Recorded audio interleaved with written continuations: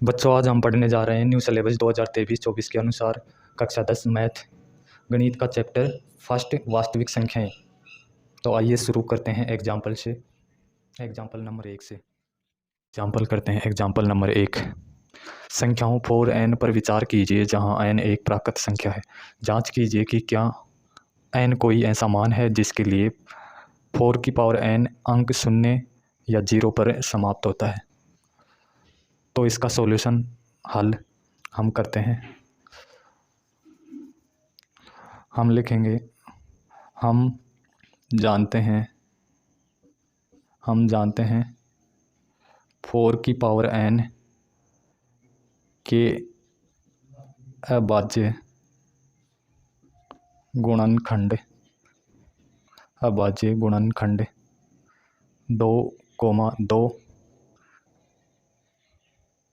या 4,1 है, जबकि इकाई अंक पर शून्य तभी आता है जब किसी संख्या के अभाज्य गुणनखंड 2 और 5 हो। इसलिए n बराबर 1, 2, 3, 4, 5 डॉट प्राकृत संख्या, किसी भी प्राकृत संख्या के लिए यदि किसी भी प्राकृत संख्या के लिए 4 की पावर n संख्या शून्य पर समाप्त नहीं होगी, ये हमें लिखना है। हम जानते हैं 4 की पावर n के अभाज्य गुणनखंड 2 और 2 या फिर 4,1 है, जबकि इकाई अंक पर शून्य तभी आता है। इकाई अंक यानी शून्य पर समाप्त कब होगी? जब इधर इकाई अंक पर शून्य आएगा तब शून्य पर वो समाप्त होगी। तो 4 की पावर n यानी 1 रखें n के स्थान पर। जब n बराबर 1 रखा तो कितना आएगा? 4 आएगा। जब 4 की पावर n बराबर 2 रखें तो ये 16, इकाई अंक 6 आएगा, यानी 6 पे समाप्त होगी। 4 की पावर 3 रखें तो ये कितना हो जाएगा? 64 हो जाएगा, 4 पे समाप्त होगी। ऐसे कितने भी रखें हम, 0 इकाई अंक पर नहीं आएगा, यानी शून्य पर समाप्त नहीं होगी। अतः हम लिख सकते हैं 4 की पावर n के 4 की पावर n प्राकृत संख्या n के किसी भी मान पर शून्य पर समाप्त नहीं होगी।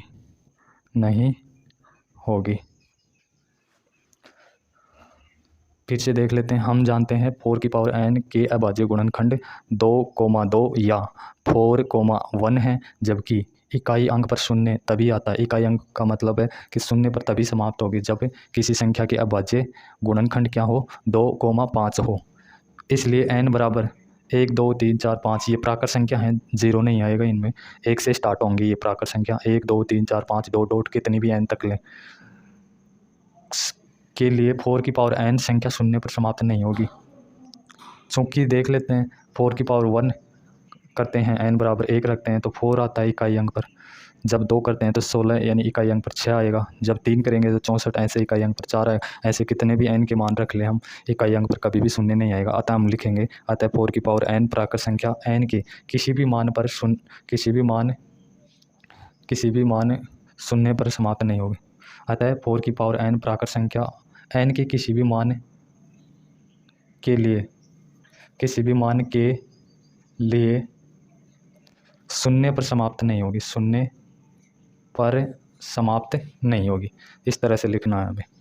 एग्जाम्पल नंबर 2 है, संख्याओं 6 और 20 के अभाज्य गुणनखंड विधि से HCF और LCM ज्ञात कीजिए। तो हम अभाज्य गुणनखंड करेंगे। सबसे पहले तो 6 के क्या होंगे, 2 गुणा 3 गुणा 1। इस तरह हम कर सकते हैं। जैसे 6 है, 6 में 2 से भाग करेंगे तो कितना आएगा, 2 3 6। फिर 3 में 3 का जाएगा, 3 एकम 3। तो ये इसके अभाज्य गुणनखंड हो जाएंगे। फिर 20 के करते हैं। 20 के क्या होंगे, 2 गुणा 5 गुणा 1। 20 के भी हम कर सकते हैं ऐसे, 2 से भाग करेंगे 10 आएगा, फिर 2 से भाग करेंगे तो 5 आ जाएगा, और 5 एकम 5। फिर हम क्या निकालेंगे, HCF निकालेंगे। सबसे पहले क्या, HCM महत्तम समापरिवर्तक होता है, LCM लघुत्तम समापरिवर्तक होता है। तो HCF निकालेंगे। तो HCF में क्या होता है, प्रत्येक लाइन में जो संख्या कॉमन होती है वो HCF में आती है। जैसे 2 इसमें भी है, इसमें भी है। एक तो ये वाला 2 आ जाएगा, ये वाला 2 गुणा, और कुछ आ रहा है क्या, और कुछ भी कॉमन नहीं है। एक को लिखना चाहें तो लिख सकते हैं, ये 2 ही आएगा HCF। फिर भी इसका 2 गुणा 1 2। LCM निकालते समय हम क्या करेंगे, दोनों को एक साथ अभाज्य गुणनखंड करेंगे। दोनों का 2 से भाग किया, 2 3 6, और 20 में करेंगे तो 2 दाएँ 20, 10 आ जाएगा। फिर 2 से करेंगे, 3 में जाएगा नहीं, 3 ऐसे कैसे आ जाएगा। फिर 10 में करेंगे तो ये 5 बार में जाएगा। फिर हम 3 का करते हैं, 3 एकम 3, और 5 ऐसे कैसे आ जाएगा। फिर 5 का भाग देते हैं तो 1 ऐसे कैसे, ये 5 एकम 5। तो ये जितने भी हैं इनको गुणा करके हम LCM बता देंगे। LCM बराबर 2 गुणा 3 गुणा 5 गुणा 1। तो LCM क्या हो जाएगा, 2 की पावर 2 गुणा 3 की पावर 1, लिखो या ना लिखो ऐसे भी छोड़ सकते हैं। 5 की पावर 1, इसको भी लिखें या ना लिखें। और अगर इनको लिखना चाहें तो गुणा करके भी लिख सकते हैं हम। जैसे ये 4 है, 4 3 12, 12 पंजे 60 LCM आ जाएगा। ये हमारा आंसर हो जाएगा। अब हम करते हैं एग्जाम्पल नंबर 3। अब हम करने जा रहे हैं एग्जाम्पल नंबर 3। अभाज्य गुणनखंड विधि द्वारा 96 और 404 का HCF ज्ञात कीजिए और फिर इनका LCM ज्ञात कीजिए। तो सबसे पहले हम 96 के अभाज्य गुणनखंड करते हैं। इसमें 2 से भाग करेंगे तो 2 चौके 8, 1 बच जाएगा, 16 हो जाएगा, 2 अंठे 16। फिर 2 का भाग करेंगे, 2 दूनी 4, 2 चौका 8। फिर 2 का भाग करेंगे, 2 एकम 2, 2 दूनी 4। फिर 2 से भाग करेंगे, 2 6 12। फिर 2 से भाग करेंगे, 2 3 6। फिर 3 से करेंगे, 3 एकम 3। ऐसे ही हम 404 के कर लेते हैं। 404 के करेंगे तो 2 से भाग करेंगे, 2 दूनी 4, 0 ऐसे कैसे। फिर 4 में देंगे, 2 दूनी 4। फिर 2 का 202 में देंगे तो 2 एकम 2, 0 ऐसे कैसे, 2 एकम 2। अब 101 में 101 का ही जाएगा और किसी का भी नहीं जाएगा। इधर हम इनके टुकड़े लिख लेते हैं। अब अभाज्य गुणनखंड क्या क्या है, 96 के 1 2 3 4 5 बार तो 2 हैं, 2 गुणा 2 गुणा 2 गुणा 2 गुणा फिर 3 गुणा 1। 404 के हो जाएंगे 2 गुणा 101। फिर हम HCF निकालते हैं। तो प्रत्येक लाइन में जो संख्या कॉमन है, मौजूद है, उसे लेंगे। जैसे ये 2 दोनों लाइनों में है, ये 2 आ जाएगा। ये वाला 2 दोनों लाइनों में है तो गुणा 2, और कुछ कॉमन है नहीं तो ये 1 भी लिखना चाहें तो 1 भी लिख सकते हैं। इससे संख्या पर फर्क तो पड़ेगा नहीं। ये क्या हो जाएगा, 2 दूनी 4, HCF आ जाएगा 4। फिर हम निकालते हैं LCM। तो LCM निकालते समय हमेशा याद रखेंगे, जितनी भी संख्याएं दी हैं उनको सभी को एक साथ लेंगे और उनके अभाज्य गुणनखंड करेंगे। जैसे 96 और 404, 2 का देंगे 96 के अंदर तो कितना आ जाएगा, 48। फिर 404 में 2 का लगेगा तो 202 आ जाएगा। फिर 2 का देंगे 48 में 24 आ जाएगा, और इसमें 101 आ जाएगा। फिर 2 का देते हैं, ये 12 आ जाएगा, और 101 में जाएगा नहीं, ऐसे कैसे आ जाएगा। फिर 2 का देते हैं 12 में 6 आ जाएगा, 101 में जाएगा नहीं। फिर 2 का देते हैं 6 में 3 आ जाएगा, 101 में जाएगा नहीं। फिर 3 का देते हैं 3 एकम 3, 101 में जाएगा नहीं। फिर 101 में 101 का देते हैं तो 101 एकम 101 हो जाएगा। फिर हम इनको इधर लिख लेते हैं। 2 कितनी बार हैं, 1 2 3 4 5 बार हैं। 2 गुणा 2 गुणा 2 गुणा 2 गुणा 2 गुणा फिर 3 एक बार है गुणा 101 गुणा 1। फिर इनको हम ऐसे भी लिख सकते हैं। 2 5 बार हैं तो 2 की पावर 2 की घात 5 हो जाएगी, 2 की घात 5 हो जाएगी गुणा 3 की घात 1 करेंगे, और करें तो करें, नहीं ना भी करें तो भी चलेगा। 3 की पावर 1 फिर 101 ऐसे कैसे, इसकी भी पावर 1 लगाएं या चाहे ना लगाएं 101 ही रहेगा। फिर हम इनको गुणा करके लिख देते हैं। 101 को 3 से गुणा करेंगे तो 303 आएगा। फिर ये कितना है, 4 8 2 दूनी 4 4 दूनी 8 8 दूनी 16 16 दूनी 32 से गुणा कर देते हैं। 32 से गुणा करेंगे 303 को जब 32 से गुणा करेंगे तो कितना आएगा, 3 दूनी 6 जीरो ऐसे के 2 को 0 से करेंगे 0 आ जाएगा। 2 3 6 3 3 9 0 3 3 9 6 9 6 9 96 96 आएगा। ये हमारा क्या हो जाएगा, LCM हो जाएगा। 96 96 LCM हो जाएगा हमारा।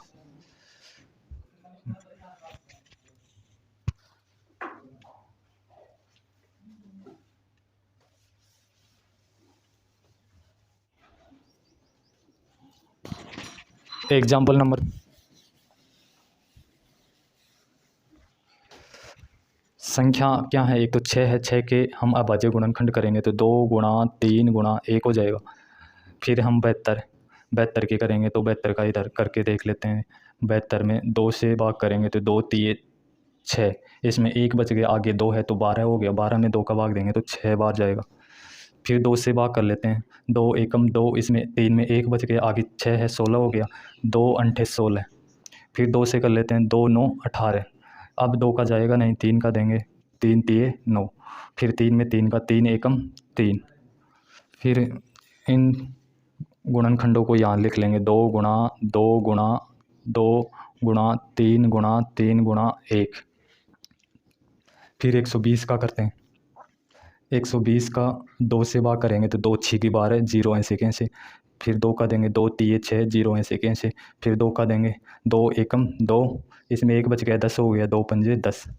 फिर 3 का देंगे, 2 का तो जाएगा नहीं, 3 का देंगे, 3 पंजे 15। फिर 5 का देंगे, 5 एकम 5। तो 120 के टुकड़े हो गए, अभाज्य गुणनखंड हो गए 2 गुणा 2 गुणा 2 गुणा 3 गुणा 5 गुणा 1। फिर सबसे पहले हम HCF निकालते हैं। HCF जो सभी में कॉमन होगा वो होगा, जैसे एक ये 2 सभी में कॉमन है, प्रत्येक लाइन में होना चाहिए जितनी भी लाइन बनती है। तो एक तो ये 2 आ जाएगा गुणा, और क्या कॉमन है, फिर 2 तो है नहीं क्योंकि 2 इसमें नहीं है, और आगे फिर 3 लेते हैं। ये 3 तीनों लाइनों में है, जितनी भी लाइन बनती है उसमें सभी में होना चाहिए। तीनों लाइनों में 3 है तो ये 3 आ जाएगा। और 5 तो इसी में है और इनमें तो है भी नहीं, तो ये तो आएगा नहीं। फिर 1 लिखना चाहें तो 1 को भी लिख सकते हैं, 3 दूनी 6। ये हमारा HCF हो जाएगा। LCM कैसे फाइंड करेंगे, LCM को हम तीनों को एक साथ निकालेंगे, 6 72 और 120। इनका अभाज्य गुणनखंड एक साथ करेंगे तो पहले 2 से करते हैं भाग सभी में, 2 3 6, इसमें 72 में देंगे तो 36 आ जाएगा, 120 में देंगे तो 60 आ जाएगा। फिर 2 से भाग करते हैं, 3 में जाएगा नहीं, 36 में 18 बार चला जाएगा और 60 में 30 बार चला जाएगा। फिर 2 से भाग करते हैं, 3 में जाएगा नहीं, 18 में 9 बार चला जाएगा, 30 में 15 बार चला जाएगा। अब 2 का किसी में नहीं जाएगा तो 3 का देंगे हम, 3 एकम 3, 3 दिए 9, 3 पंजे 15।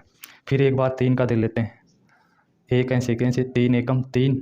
फिर 5 में जाएगा नहीं, फिर 5 का दे लेते हैं, एक ऐसे कैसे, ये एक भी ऐसे कैसे, और 5 एकम 5। तो ये कितने हो गए, 3 बार तो 2 हैं, फिर 2 बार 3 है, 1 बार 5 है गुणा 1। इसको ऐसे भी लिख सकते हैं हम, 2 की पावर 3, 3 बार 2 आया है ना तो इसलिए 2 की पावर 3 गुणा 3 की पावर 3 2 बार आया है तो 3 की पावर 2 जाएगी, 3 की घात 2 जाएगी। और 5 की पावर 1 लगाना चाहें तो लगा भी सकते हैं, नहीं तो कोई ज़रूरी नहीं है। 1 को लिखने की आवश्यकता है नहीं, किसी भी संख्या को 1 से गुणा करते हैं वही संख्या थी। अगर इनको गुणा करके भी लिखना चाहें तो हम लिख सकते हैं, जैसे कितना हो गया 5 ती 15, 5 ती 15, 15 ती 45, 45 दूनी 90, 90 दूनी 180, 180 दूनी 360। तो ये 360 हमारा एलसीएम हो जाएगा। इस तरह से हम एग्जाम। अब हम करने जा रहे हैं प्रश्नावली 1.1 का क्वेश्चन नंबर 1। निम्नलिखित संख्याओं को अभाज्य गुणनखंडों के गुणनफल के रूप में व्यक्त कीजिए। तो सबसे पहले हम 140 की करते हैं। अभाज्य गुणनखंड 140 के 2 से भाग करेंगे तो कितना आ जाएगा? 2 संख्या 14, 0 ऐसे कैंसिल, फिर 2 का भाग देंगे 2 3 6, 1 बच जाएगा इस 7 में, आगे 0 है तो 10 हो जाएगा, 10 में 2 का देंगे तो 2 पंजे 10, फिर 35 में 5 का लगेगा, 5 7 35 और 7 में 7 का, 7 एकम 7। तो इसके अभाज्य गुणनखंड हो गए 2 140 के 2 गुणा 2 गुणा 2 गुणा 2 गुणा 2 गुणा 5 गुणा 7 गुणा 1। इसको हम ऐसे भी लिख सकते हैं 2 की पावर 2 गुणा 5 की पावर 1 गुणा 7 की पावर 1। 1 को तो लिखेंगे ना, लिखेंगे, ये हमारा आंसर हो जाएगा। 156 को जब हम अभाज्य गुणनखंड विधि द्वारा प्रूव करते हैं तो 2 से भाग करेंगे तो कितना आएगा? 2 संते 14 7, 1 बच जाएगा, 10 हो जाएगा, 2 पंजे 10, फिर 2 का तो जाएगा नहीं, का पर 5 आ रहा है, या तो 3 का जाएगा या 5 का, तो 3 का भी जा रहा है, 3 का दे देते हैं, 3 दूनी 6, 1 बच गया, 15 हो जाएगा, 3 पंजे 15, फिर 25 में 5 का जाएगा, 50 25, फिर 5 में 5 का, 5 एकम 5। तो 150 के टुकड़े मिले हमें अभाज्य गुणनखंड 2 गुणा 3 गुणा 5 गुणा 5 गुणा 1। हम इसको ऐसे भी लिख सकते हैं 2 की पावर 1 गुणा 3 की पावर 1 गुणा 5 की पावर 2। ये हमारा आंसर हो जाएगा। फिर हम 38 25 का करते हैं। 38 25 इकाई अंक 5 आए तो या तो 3 का जाता है या 5 का भाग जाता है। तो 3 से करके देखें तो यहाँ पर 3 एकम 3, 3 दूनी 6, 3 7 की 3 का चला जाएगा, 3 एकम 3, 3 दूनी 6, इसमें 2 बच गया, 8 में आगे भी 2 है, 22 हो गया, 3 7 21, फिर 1 बच गया, यहाँ आगे 5 है, 15 हो जाएगा, 3 पंजे 15। फिर 3 का दे लेते हैं, 3 चौक 12, 3 दूनी 6, 1 बच गया, 7 में आगे 5 है, 3 पंजे 15। अब इसके अंदर 3 का जाएगा नहीं तो हम 5 का देंगे, इकाई पर 5 आ रहा है तो 5 का देते हैं, 5 अंडे 40, 2 बच गया, आगे 5 है, 25 हो गया, 55 25। फिर 5 का दे देते हैं, 5 एकम 5, इसमें 3 बच गया, 8 में आगे 5 है, 35 हो गया, 5 7 35, फिर 17 में 17 का ही जाएगा, 17 एकम 17। तो इसके 38 25 के अभाज्य गुणनखंड हो गए 3 गुणा 3 गुणा 5 गुणा 5 गुणा 17। फिर हम इसको ऐसे भी लिख सकते हैं 3 की पावर 2, 5 की पावर 2 और 17 की पावर 1, या 1 तो लिखें या ना लिखें, यह हमारा आंसर हो जाएगा। फिर हम 5005 के अभाज्य गुणनखंड करते हैं। तो इकाई अंक पर 5 आए तो या तो 3 का जाता है या 5 का भाग जाता है। 3 का देखते हैं, इसमें 3 एकम 3 बचेगा 2, 20 हो जाएगा, 3 6 18 बचेगा 2, 20 हो जाएगा, 3 6 18, 3 का तो नहीं जा रहा इसमें, 5 का देते हैं तो 5 एकम 5 0 0, 5 एकम 5, 1001 हो गई। 1001 में इसको हम इकाई अंक 1 आ रहा है तो 2 का तो जाएगा नहीं, 3 का भी नहीं जाएगा, अंकों का योग में अगर 3 का भाग जाता है तो संख्या हो जाता है, 4 का भी नहीं जाएगा, लास्ट के 2 अंकों में 4 का भाग जाना चाहिए, 5 का भी नहीं जाएगा, इकाई अंक 5 नहीं, 6 का भी नहीं जाएगा, 6 का जाने के लिए 2 का और 3 का भाग लगना चाहिए। 7 का देखकर देखते हैं, 7 एकम 7, यहाँ 3 बचेगा, 30 हो जाएगा, 728, फिर 2 बचेगा, वहाँ 7 का चला जाएगा, 7 एकम 7, 10 में 3 बच गया, आगे 0 है, 30 हो गया, तो 7 चौक 28, फिर 2 बच गया, आगे 1 है, 21 हो गया, 7 या 21।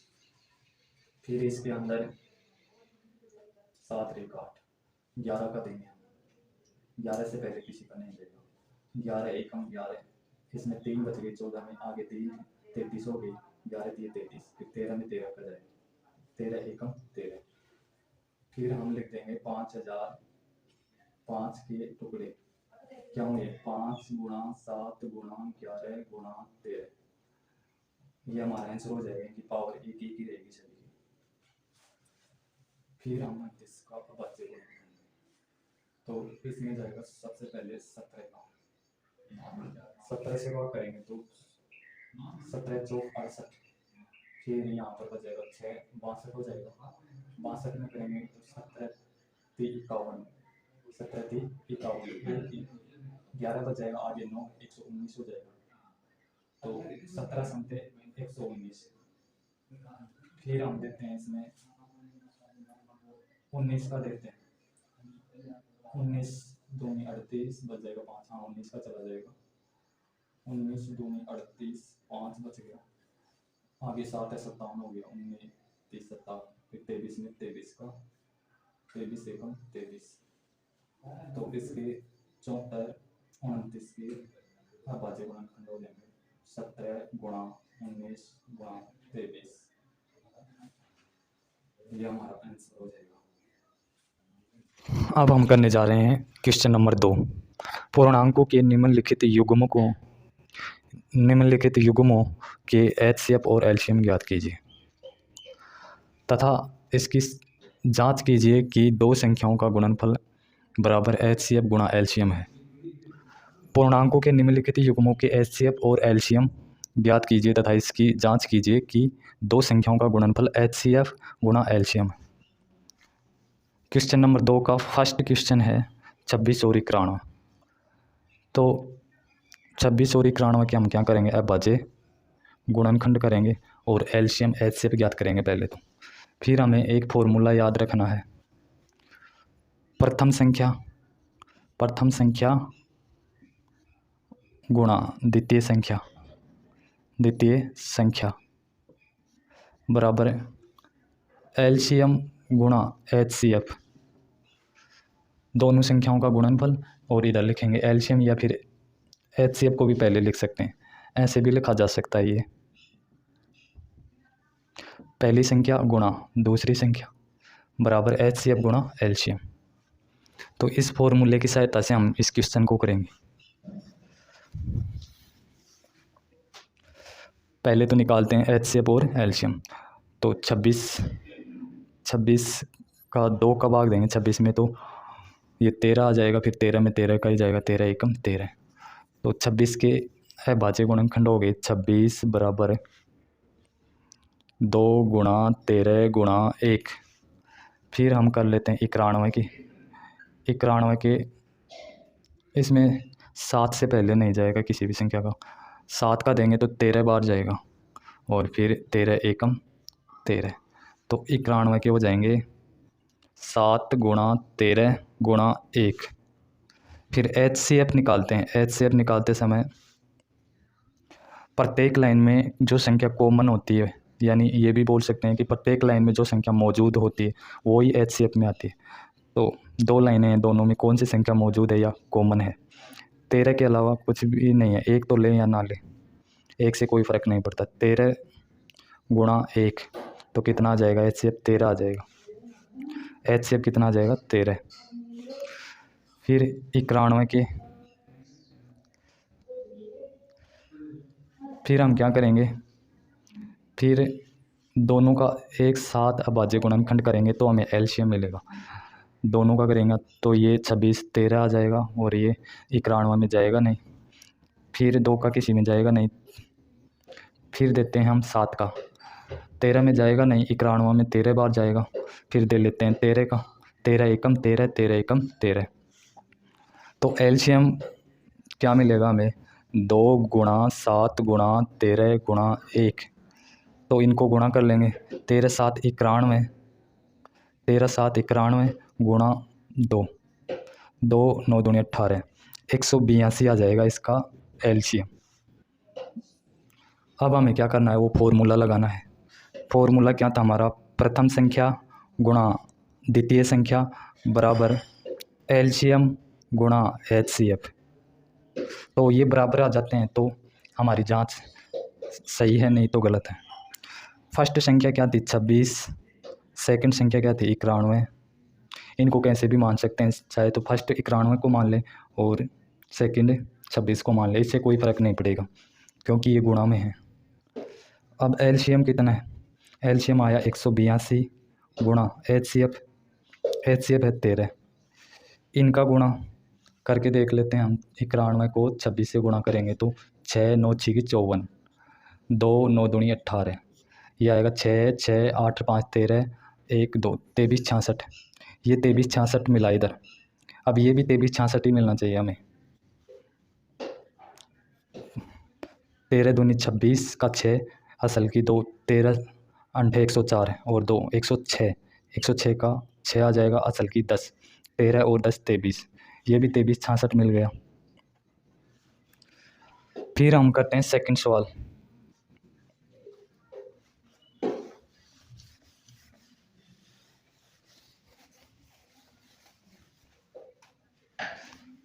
पाँच सौ दस के हम अभाज्य गुणनखंड विधि द्वारा टुकड़े करेंगे, गुणनखंड करेंगे तो क्या आएंगे। 0 इकाई अंक पर आ रहा है, 2 का चला जाएगा, 2 दूनी 4, 1 बच जाएगा, 1 ही आगे है तो 11 हो जाएगा, 11 में देंगे, 2 पंजे 10, 1 बच जाएगा, फिर 10 हो जाएगा, 2 पंजे 10। इकाई अंक पर 5 आता है तो या तो 3 का जाता है या फिर 5 का भाग जाता है। तो 3 का देखते हैं, 3 का चला जाएगा, 3 8 24 और 1 बच जाएगा, 15 हो जाएगा, 3 पंजे 15। फिर 3 का तो जाएगा नहीं, 5 का देते हैं, 5 का देंगे, 5 एकम 5, इसमें 3 बचेगा, 35 हो जाएगा, 5 7 35। फिर 17 में 17 का ही जाएगा, 17 एकम 17। ऐसे ही हम कर लेते हैं 92 के। 2 का भाग दिया, 2 चौक 8, इसमें 1 बच गया, 12 हो जाएगा, 2 6 12। फिर 2 का देते हैं तो 23 आ जाएगा, फिर 23 में 23 का ही जाएगा। फिर हम इनके टुकड़ों को लिख लेते हैं। 510 के तो कितने, 2 गुणा 3 गुणा 5 गुणा 17 गुणा 1, 92 के हो जाएंगे 2 गुणा 2 गुणा 23 गुणा 1। अब HCF निकालेंगे पहले तो। HCF तो प्रत्येक लाइन में जो संख्या कॉमन होती है, मौजूद होती है, वो होती है। तो एक तो ये 2 आ जाएगा गुणा, और क्या आएगा, और तो कुछ कॉमन है नहीं, 1 लिखें या ना लिखें, 1 से तो कोई फ़र्क पड़ना नहीं है, तो ये हो जाएगा HCF 2। फिर LCM निकालते हैं। LCM कैसे निकालेंगे, इन दोनों को साथ हल करेंगे। 510 और 92 को, 510 और 92 को 2 से भाग करते हैं दोनों में, 2 से भाग इसमें करेंगे तो ये आएगा 255 और ये आ जाएगा 46। फिर 2 से भाग करते हैं, 255 में तो जाएगा नहीं, 46 में 23 बार चला जाएगा। फिर हम करते हैं 3 से भाग, 3 से करेंगे तो 3 8 24, 3 पंजे 15, पीछे से आ जाएगा, इसमें 3 का जाएगा नहीं 23 में। फिर 5 से भाग करते हैं, इसमें 17 बार चला जाएगा, इसमें जाएगा नहीं। फिर 17 से भाग करते हैं, 17 एकम 17, 23 में जाएगा नहीं। फिर 23 में 23 एकम 23। फिर हम लिख लेते हैं 2 तो 2 बार आया है, 2 गुणा 2, 3 1 बार है, 5 भी 1 बार है, और 17 भी 1 बार है, 23 भी 1 बार है, गुणा 1। इसको ऐसे भी लिख सकते हैं हम 2 की पावर 2, लेकिन हमें तो गुणा करके लिखना है। कितना हो जाएगा ये, गुणा करेंगे तो 5 3 15, 15 दूनी 30, 30 दूनी 60, 60 को 17 से गुणा करेंगे तो 17 6 गए 102 और 0, ये आ जाएगा। फिर 23 से कर देते हैं। कैसे गुणा किया, पहले सरल सरल को गुणा कर लिया, जैसे 5 3 15, 15 दूनी 30, 30 दूनी 60 हो गया। 60 को 17 से गुणा करेंगे, मतलब 17 6 गए 102, फिर 0 लगा देंगे, 17 6 गए 102 और 0 लगा दिया। फिर 23 से गुणा कर देंगे, 23 को जब 0 से गुणा करेंगे तो 0 आएगा। 23 दूनी 46, 46 का 6 आगे 0 है तो 46 ऐसे कैसे आ जाएगा। फिर 23 ऐसे कैसे, 23,460 आएगा, 23,460, ये हमारा LCM हो जाएगा। अब हम वो फॉर्मूला लगाएंगे। फॉर्मूला क्या था, प्रथम संख्या गुणा द्वितीय संख्या बराबर LCM गुणा HCF। प्रथम संख्या क्या है 510, द्वितीय संख्या क्या है 92, बराबर LCM कितना है 23,460, 23,460। HCF कितना आया 2। अब इनको गुणा करके देखते हैं। 510 को 92 से गुणा करेंगे तो कितना आता है, 0 2 5 दूनी 10, 0 9 9 पंजे 45, 0 2 9 6 4, 46,920 आता है इधर, 46,920, तो इधर भी 46,920 ही आना चाहिए। 23,460 को 2 से गुणा करेंगे तो 0 6 दूनी 12, 12 का 2 असल 1 आ जाएगी, 4 दूनी 8 1 9, 3 दूनी 6, 2 दूनी 4, ये भी 46,920 आ गया। 46,920 आ गया। तो हमने सत्यता की जांच कर ली है। ये क्वेश्चन नंबर 2 हो चुका है। तीसरा करते हैं।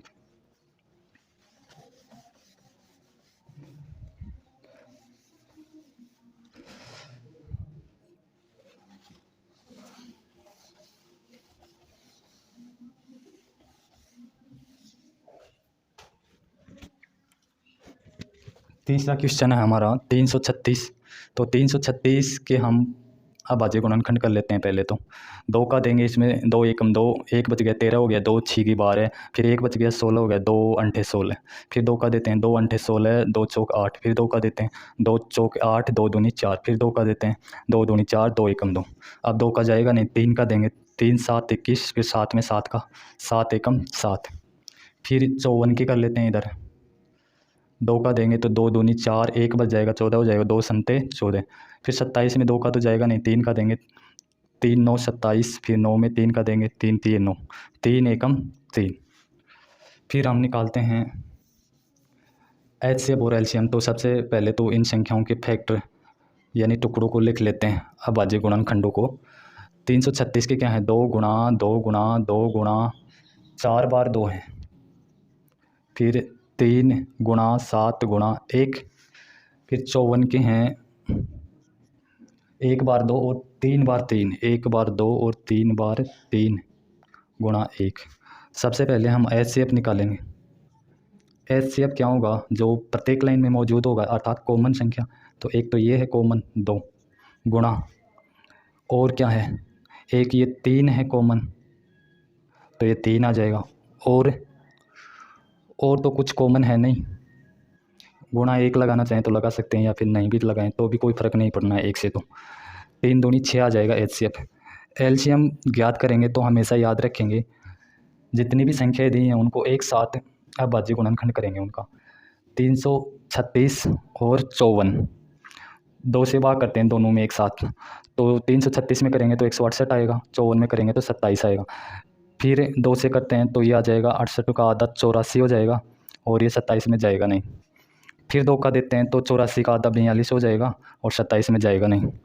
फिर 2 का देते हैं 42 का आधा 21 हो जाएगा और 27 में जाएगा नहीं। अब 3 का देते हैं, 3 7 21, 3 9 27, फिर 3 का दे लेते हैं, 7 में जाएगा नहीं, 3 3 9, फिर 3 का दे लेते हैं, 7 में जाएगा नहीं, 3 एकम 3, फिर 7 का देते हैं, 7 एकम 7, 1 ऐसे के ऐसे। फिर हम लिख लेते हैं 2 तो कितनी बार है, 4 बार हैं, 2 गुणा 2 गुणा 2 गुणा 2, 3 3 बार हैं, 3 गुणा 3 गुणा 3 गुणा, फिर 7 एक बार है। फिर हम इनको गुणा कर लेते हैं, 7 3 21, 1 3 63, यहाँ पर रुक जाओ थोड़ी देर के लिए, यहाँ 63 हो गया, इधर से गुणा कर लो इनको। 3 दूनी 6, 6 दूनी 12, 12 दूनी 24 और 24 दूनी 48, 63 को 48 से गुणा कर देंगे। 8 ये 24 का 4, 8 6 का 48, 48 और 2 50, 4 3 12 का 2, 6 चौक 24, 1 25, 4 2 10 की 0 और ये 1 असल ला के 3 हो जाएगा, 3024 आएगा ये 3024। अब क्या करते हैं, हम वो फॉर्मूला लगाएंगे, प्रथम संख्या गुणा द्वितीय संख्या बराबर एलसीएम गुणा एचसीएफ।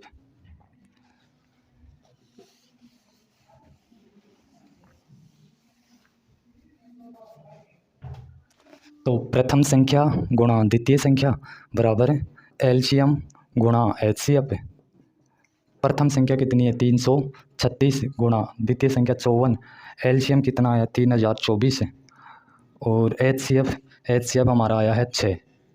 पहले इनको गुणा कर लेते हैं, 336 को 54 से गुणा करेंगे तो कितना आएगा, 6 चौक 24 का 4, 4 3 12 और 2 14 का 4, 4 3 12 और 1 13, 5 6 के 30 की 0, 5 3 15 और 3 18 और 5 3 15 और 1 असल 16, 4 4 8 3 11 का 1, 6 1 7, फिर 1 असल की 8 हो जाएगी, ये 1 18,144, 18,144, इधर भी इतना ही आना चाहिए।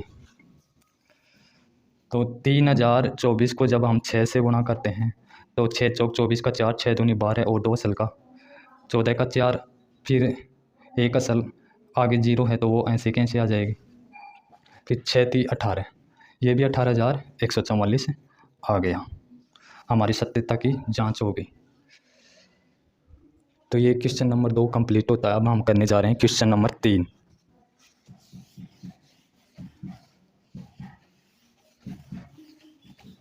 क्वेश्चन नंबर 3 करने जा रहे हैं। अब हम क्वेश्चन नंबर 3 करने जा रहे हैं। अभाज्य गुणनखंड विधि द्वारा निम्नलिखित पूर्णांकों के एचसीएफ और एलसीएम ज्ञात कीजिए। तो सबसे पहले हम फर्स्ट क्वेश्चन को करते हैं। फर्स्ट क्वेश्चन में 12, 15 और 21 के अभाज्य गुणनखंड करते हैं। सबसे पहले हम 12 के कर रहे हैं। तो 12 के अभाज्य गुणनखंड करेंगे तो 2 का भाग देंगे इसमें, 2 6 की 12, फिर 2 का देंगे 2 3 6, फिर 3 एकम 3। फिर हम 15 के करेंगे, इसमें सीधा 3 का जाएगा। इकाई अंक पर अगर 5 आ जाता है या तो 3 का जाता है या फिर 5 का जाता है। तो 3 का देंगे, 3 पंजे 15, फिर 5 में 5 का 5 एकम 5। फिर 21 के करते हैं। 21 के इकाई अंक पर विषम संख्या आ रही है, 2 का तो जाएगा नहीं, 3 का देंगे, 3 7 21, 7 एकम 7। फिर हम इनको लिख लेते हैं यहाँ पर। 12 के अभाज्य गुणनखंड टुकड़े कितने हो गए, 2 गुणा 2 गुणा 3 गुणा 1। इस 1 को लास्ट में लिखना ज़रूरी है। इसका मतलब अगले वाले क्वेश्चन में समझ में आएगा 1 क्यों लिखा जाता है, क्यों लिखना ज़रूरी है। तो आपको इस 1 तक लिखना है। फिर 15 के हो जाएंगे 3 गुणा 5 गुणा 1। फिर 21 के हो जाएंगे 3 गुणा 7 गुणा 1। फिर हम एचसीएफ निकालते हैं। एचसीएफ वो संख्या होती है जो प्रत्येक लाइन में मौजूद होती है। तो 3 लाइनें हैं, तीनों में कौन सी संख्या मौजूद है, या फिर ये भी कह सकते हैं कि प्रत्येक लाइन से जो संख्या कॉमन आती है। 2 देखें तो 2 तो इसी में है, इनमें तो है ही नहीं। 3 देखें तो 3 इसमें भी है, इसमें भी है, इसमें भी, तो 3 आ जाएगा एक तो। और फिर 1 को तो गुणा में यहाँ लिखे या ना लिखे, इस पर कोई फ़र्क नहीं पड़ेगा। तो 3 गुणा 1 3 ही आएगा ये। फिर निकालते हैं हम एलसीएम।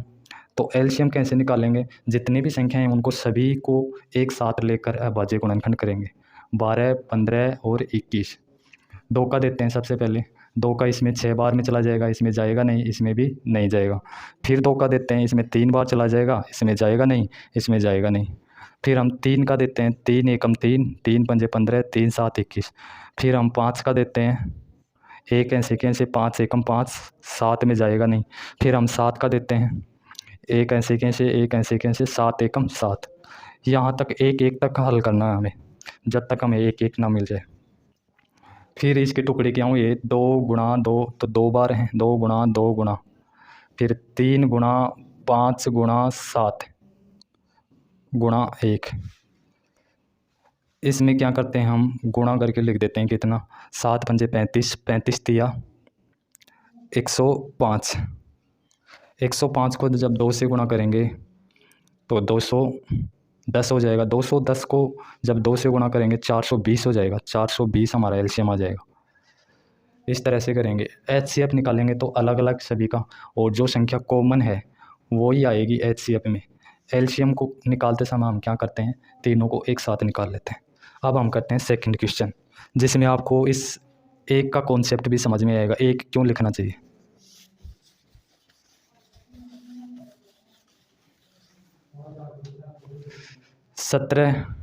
सत्रह के अभाज्य गुणनखंड क्या होंगे, 17 में 17 का ही भाग जाएगा, तो 17 गुणा क्या कर देंगे हम 1। 23 में 23 का ही भाग जाएगा, तो 23 गुणा 1 कर देंगे। ऐसे कर सकते हैं, 17 में 17 का भाग देंगे तो 17 एकम 17, एक बार ही तो जाएगा। फिर 23 में देंगे तो 23 में 23 का ही जाएगा, इससे पहले किसी का जाएगा नहीं, 23 एकम 23। फिर 29 में देंगे तो 29 में 29 का ही भाग जाएगा, 29 एकम 29, तो 29 का हो जाएगा 29 गुणा 1। अब हम एचसीएफ निकालते हैं। तो एचसीएफ वो संख्या होती है जो प्रत्येक लाइन में कॉमन हो या मौजूद हो। तो यहाँ पर देखें तो 17 तो इसी में आ रहा है, इनमें आ नहीं रहा। 23 देखें तो 23 भी नहीं आ रहा, 29 भी नहीं आ रहा। तो आ क्या रहा, आ रहा है 1, सभी में क्या आ रहा है। अगर इस 1 को नहीं लिखते तो क्या कर देते हैं, हम गलती कर देते, कुछ न कुछ इनमें से लिखते, इसलिए 1 को लिखना ज़रूरी है। ये प्रत्येक लाइन में 1 आ रहा है तो इसका एचसीएफ 1 हो जाएगा। फिर हम निकालते हैं एलसीएम। एलसीएम कैसे निकालते हैं, जितनी भी संख्या दी है उनको सभी को एक साथ ले लेते हैं और अभाज्य गुणनखंड करते हैं। तो सबसे पहले हम 17 का ही भाग दे लेते हैं। 17 एकम 17 23 में जाएगा नहीं, 29 में जाएगा नहीं। फिर 23 का दे लेते हैं, एक ऐसे कैसे 23 एकम 23 29 में जाएगा नहीं। फिर 29 का दे लेते हैं, एक ऐसे कैसे एक ऐसे कैसे और 29 एकम 29। यहाँ हम इनको लिख लेते हैं 17 गुणा 23 गुणा 29 गुणा 1। अब इनको गुणा करेंगे सभी को। पहले तो किधर से भी गुणा कर लो, ये तो गुणा में है, चाहे इधर से कर लो, ऐसे पीछे से कर लो चाहे। 29 गुणा 23 करते हैं पहले। 9 3 27 का 7 असल की 2, 3 दूनी 6 2 8, 9 दूनी 18, 2 दूनी 4 1 5, 7 16 का 6 5 1 6, 667 आ गया। इसको 17 से और करना है अभी। 17 से गुणा करेंगे तो 7 से करेंगे 49, और 6 दूनी 6 7 6 42, 42 और 4 46 असल की 4, 7 6 42 और 4 46। फिर 1 से करेंगे तो 7 6 6, 9 13 का 3, 12 1 13, 10 1 11, 11,339, 11,339 आएगा। फिर हम अगला क्वेश्चन तीसरा करते हैं 8 9 और 39 का। 8 9 और 25 है यहाँ पर, 8 9 और 25। अब तीसरा क्वेश्चन कर रहे हैं हम 8 9 और 25 का।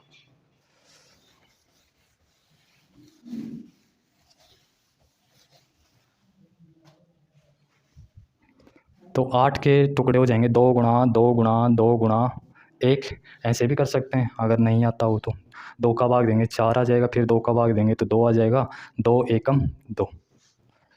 9 के करेंगे तो 3 गुणा 3 गुणा 1 होगा। 25 के करेंगे तो 5 गुणा 5 गुणा 1 हो जाएगा। HCF ज्ञात करेंगे। HCF प्रत्येक लाइन में जो संख्या मौजूद होगी अर्थात कॉमन होगी। तो 2 देखें तो 2 इनमें तो आ नहीं रहा, तो 2 तो आएगा नहीं। 3 देखें तो 3 इसमें नहीं आ रहा फर्स्ट वाले में, और इसमें भी नहीं आ रहा। 5 देखें तो 5 इनमें नहीं आ रहा, तो HCF आएगा क्या, अब 1 आएगा। तो इसका HCF हो जाएगा 1। LCM निकालेंगे तो LCM तीनों संख्याओं को हम साथ ले लेंगे, 8 9 और 25।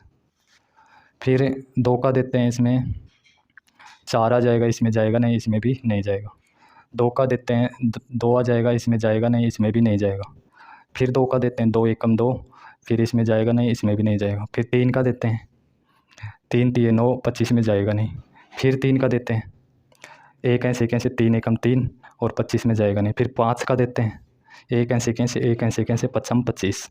फिर 5 में 5 का देते हैं, एक ऐसे कैसे 5 एकम 5। यहाँ तक हमें करना है। तो 2 3 बार आया है, 2 गुणा 2 गुणा 2 गुणा 3 2 बार, 3 गुणा 3, 5 भी 2 बार, 5 गुणा 5। अब इनको गुणा कर लेते हैं,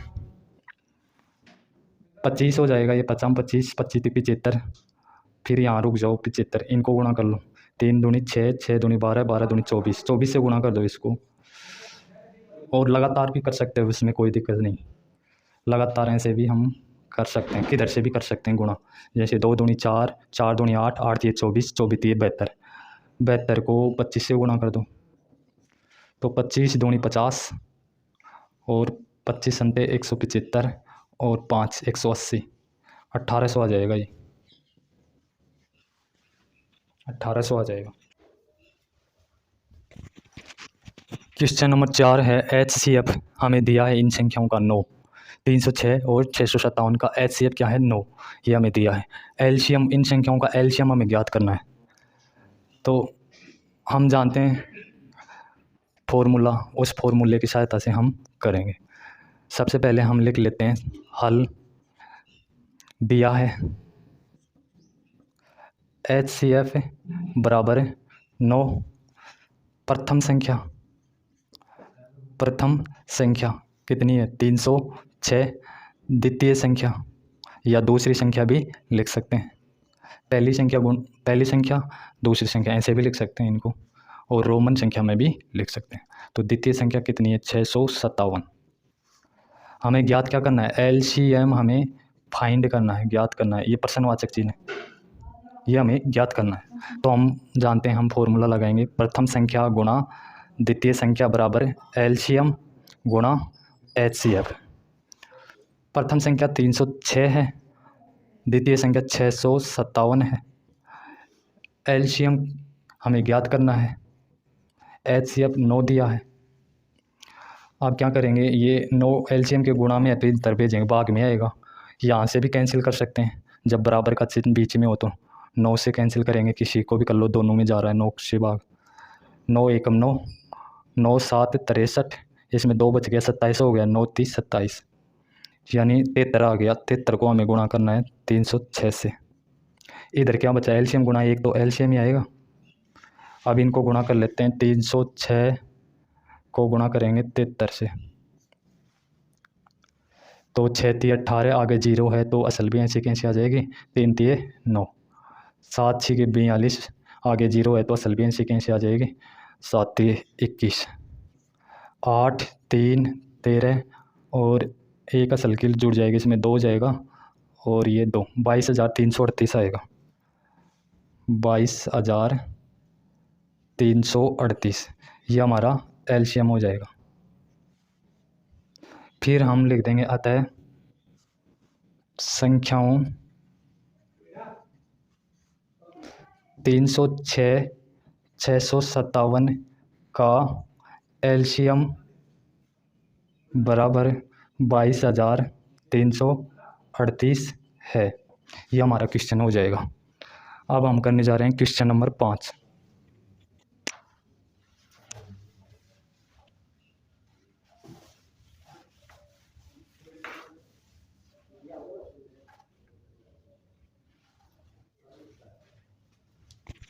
क्वेश्चन नंबर 5 है, जांच कीजिए कि क्या किसी प्राकृत संख्या n के लिए संख्या 6 की पावर n अंक 0 पर समाप्त हो सकती है।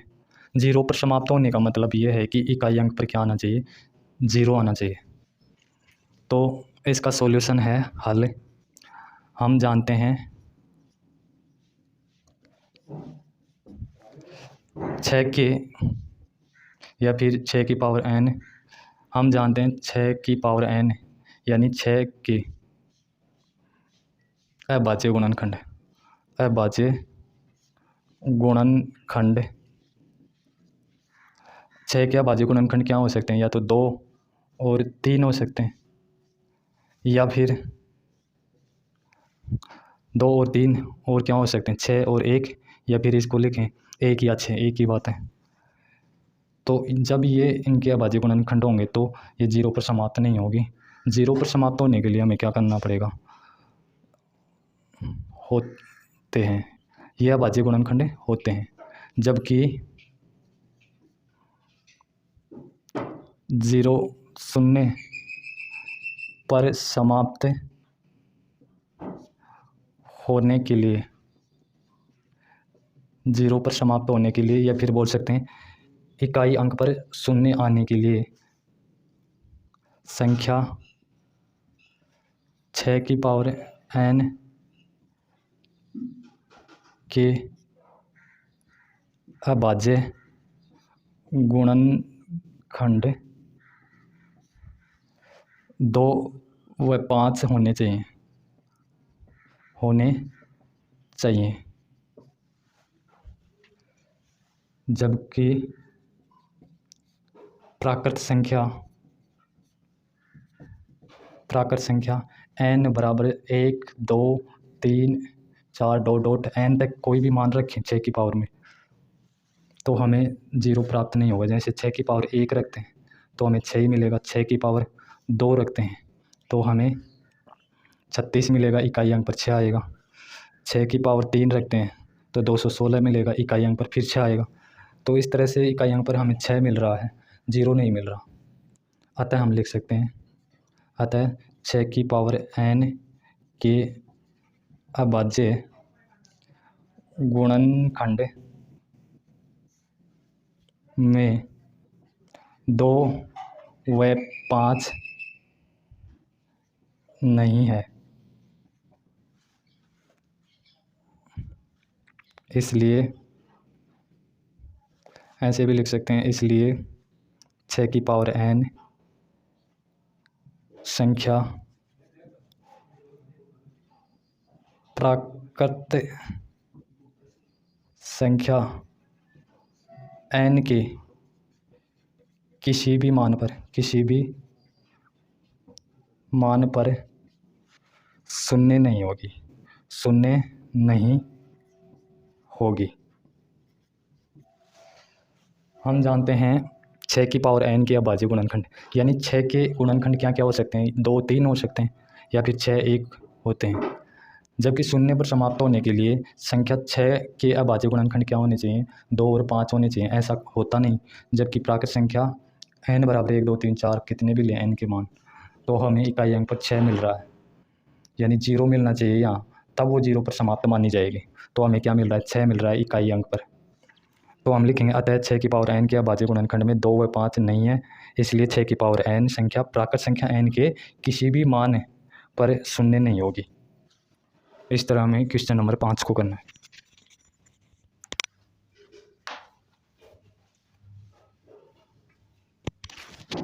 अब हम क्वेश्चन नंबर 6 करने जा रहे हैं।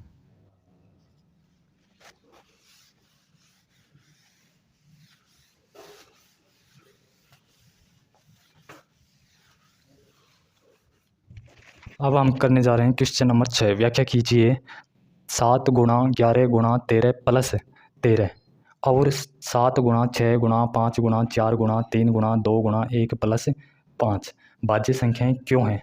तो हमें क्या करनी है, व्याख्या करनी है क्यों है। सबसे पहले हम इसको उठाते हैं। इसमें 7 हमारा हल सॉल्यूशन है, 7 गुणा 11 गुणा 13 प्लस 13। तो इसमें से कॉमन क्या आ रहा है, कॉमन इस प्लस चिन्ह के दोनों साइड में देखेंगे, इधर और इधर, तो 13 कॉमन आ रहा है। 13 को बाहर ले लेंगे तो यहाँ बचा 7 गुणा 11, 13 कॉमन में चला ही गया, इधर भी 13 कॉमन में चला गया, तो 1 बचा यहाँ पर। अब इसको हम देखते हैं तो ये संख्या 13 से भाग हो रही है, इसलिए ये भाज्य संख्या है। कितने से भाग हो रही है, 13 से। अंदर से तो हमें 11 7 77 1 78 मिलेगा, वो 78 भी 2 से और भी संख्याओं से भाग होगा। 78 जैसे 11 7 77 1 78 मिलेगा, 2 से भाग होगा, ये 3 से भी भाग होगा, ये 6 से भी भाग होगा। इसलिए ये संख्या, ये वाली संख्या क्या है, भाज्य संख्या है। तो हम लिख सकते हैं 13 से भाज्य है, साथ में 2 3 6 इत्यादि से भाज्य है। इसी प्रकार इसमें देखेंगे तो इस प्लस चिन्ह के इधर और इधर क्या कॉमन है, 5 कॉमन है। तो यहाँ पर 7 गुणा 6 गुणा 5 कॉमन में चला गया, 4 गुणा 3 गुणा 2 गुणा 1 प्लस ये कॉमन में चला ही गया, यहाँ पर बचा 1। तो ये वाली संख्या गुणा में 5 आ रहा है, इसका मतलब 5 से तो ये भाज्य है ही, 5 का भाग तो इसमें लगेगा। इसके अलावा इनको गुणा करके देखेंगे तो अंदर से भी हमें हो सकता है भाग लगने वाली संख्या मिल जाए। जैसे 6 6 चौक 24, 24 और 24 को 42 से गुणा करेंगे तो 4 दूनी 8, 4 चौक 16, 4 8 8 10 की 0, 9 और 1 10, 9 और 1 10 और 1 ये जुड़ेगा तो 1009 मिलेगा।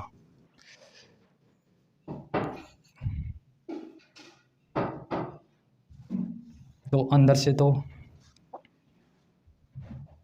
1009 मिल रहा है। फिर से जांच करते हैं इसको, 6 6 चौक 24, 42 और 24, 8 16 4 8 8 10 की 0, 9 और 1 10, 1 ये जुड़ेगा, 1009 होगा। 1009 में तो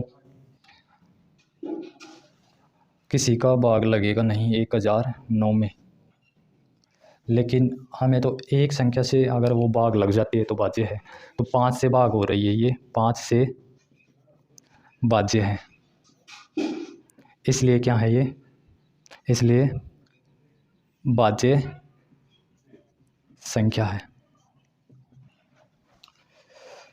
ये वाली 13 2 3 6 इनसे भाज्य थी इसलिए भाज्य हो गई, ये 5 से भाज्य है इसलिए भाज्य हो गई। ये हमने कारण बता दिया।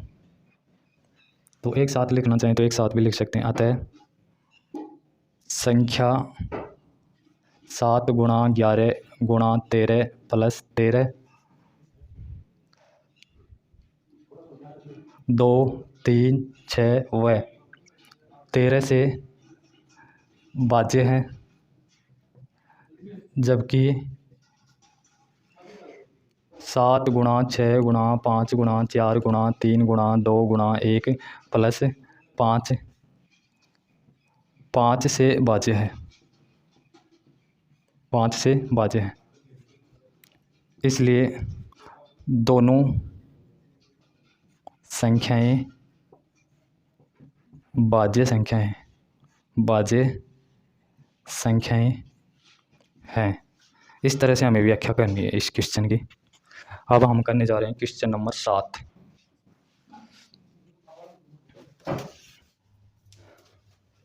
अब हम क्वेश्चन नंबर 7 करने जा रहे हैं। किसी खेल के मैदान के चारों ओर एक वर्ताकार पथ है। इस मैदान का एक चक्कर लगाने में सोनिया को 18 मिनट लगते हैं, जबकि इसी मैदान का एक चक्कर लगाने में रवि को 12 मिनट लगते हैं। मान लीजिए वे दोनों एक ही स्थान से और एक ही समय पर चलना प्रारंभ करके एक ही दिशा में चलते हैं, तो कितने समय बाद वे पुनः प्रारंभिक स्थान पर मिलेंगे। तो इसका हल हम करते हैं।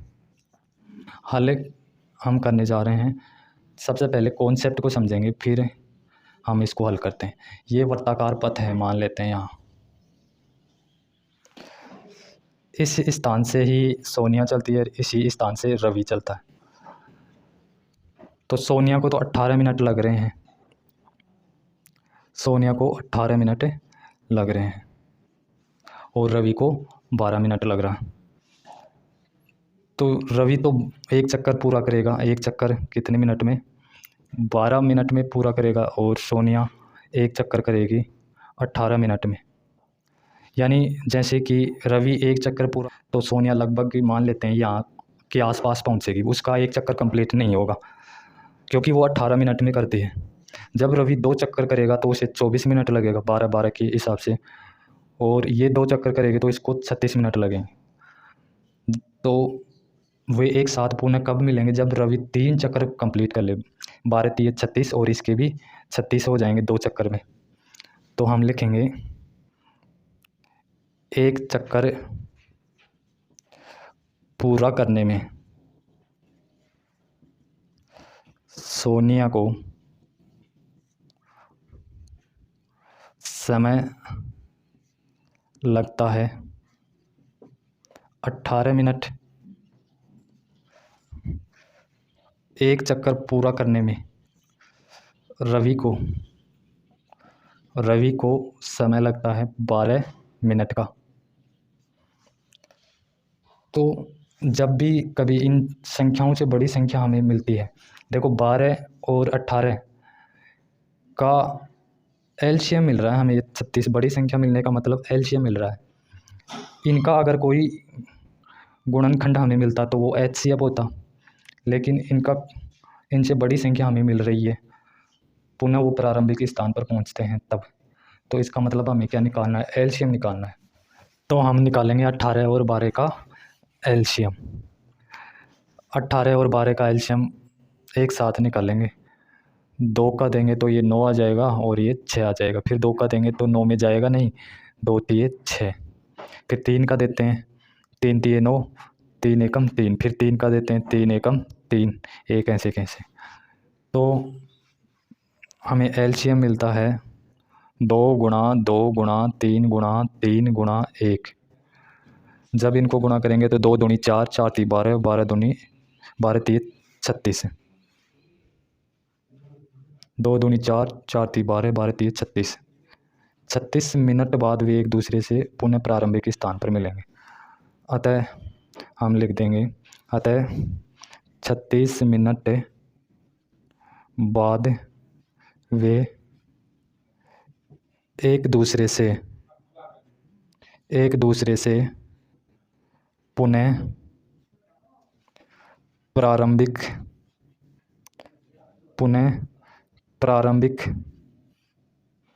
स्थान पर मिलेंगे। 36 मिनट बाद पुनः वे एक दूसरे से प्रारंभिक स्थान पर मिलेंगे।